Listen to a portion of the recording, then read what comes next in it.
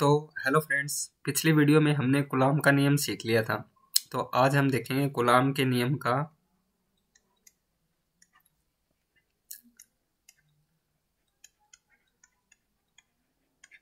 का सदिश निरूपण।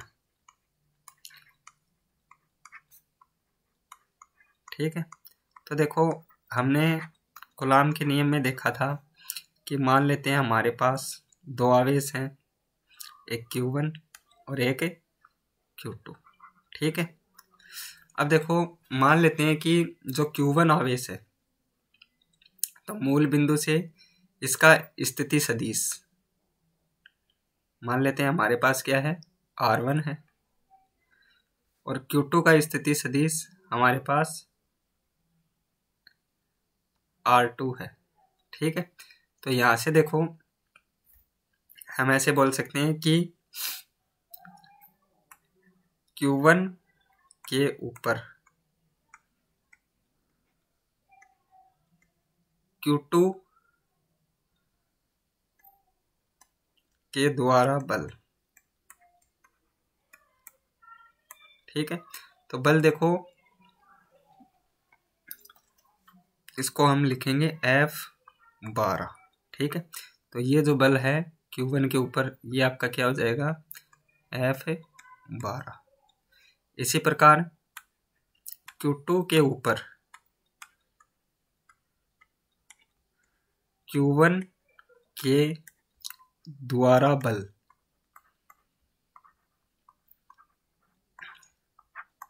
ठीक है, तो ये आपके पास क्या हो जाएगा, F21। तो इसको मैं यहाँ से दर्शा देता हूँ F21। ठीक है, तो देखो Q1 और Q2 है तो इसका स्थिति सदिश क्या हो जाएगा। ठीक है,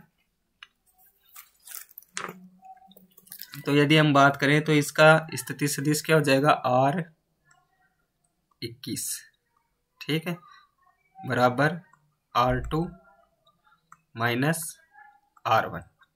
ठीक है, अब देखो यदि हम बात करें कि हमारे पास जो दो आवेश हैं, ठीक है, तो देखो R जो आपके पास है R21।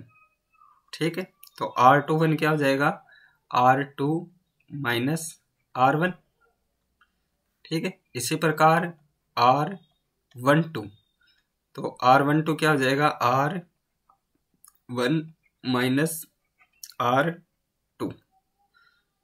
ठीक है, तो ये 1 से 2 की ओर जाते हुए और ये 2 से 1 की ओर। अब देखो दोनों की क्या है, हम यहाँ से क्या लिख सकते हैं कि R12 इक्वल्स टू माइनस बार ले लिया, तो यहाँ से क्या आ गया, R2 माइनस R1, या हम बोल सकते हैं R12 equals to minus R21।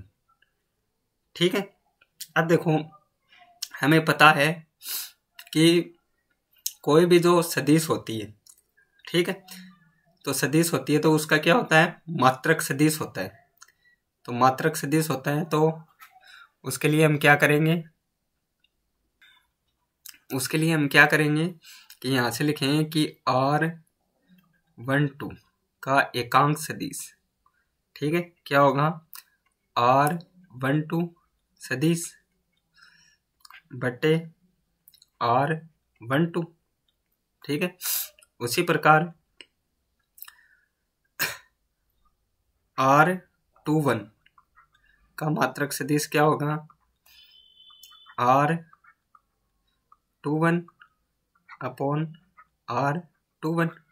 अब देखो दोनों क्या एकांक सदिश, तो यहाँ से क्या लिख सकते हैं कि R ये इनका क्या आ गया, परिमाण आ गया।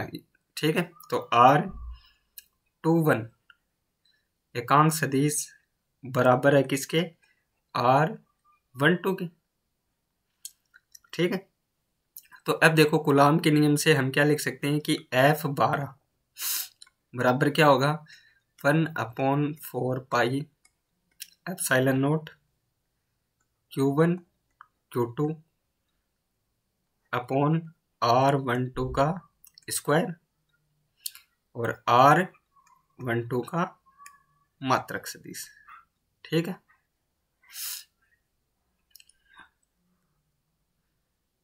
इसी प्रकार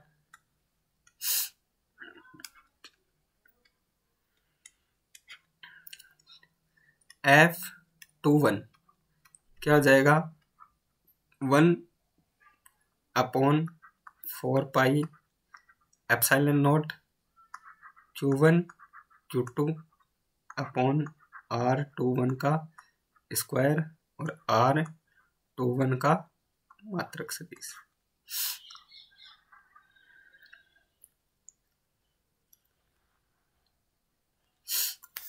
ठीक है, अब देखो यहां से हम क्या बोल सकते हैं कि F12 बराबर होगा किसके, F21 के परिमाण के नेगेटिव में। क्यों, क्योंकि दोनों बल एक दूसरे को, जो दोनों आवेश है यदि ये एक समान है, ठीक है, एक समान आवेश है तो क्या होता है, प्रतिकर्षण।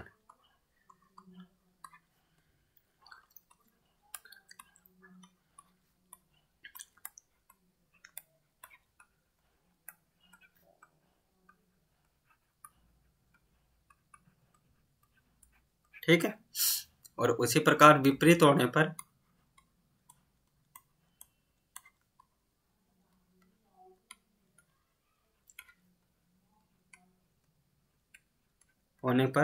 आकर्षण।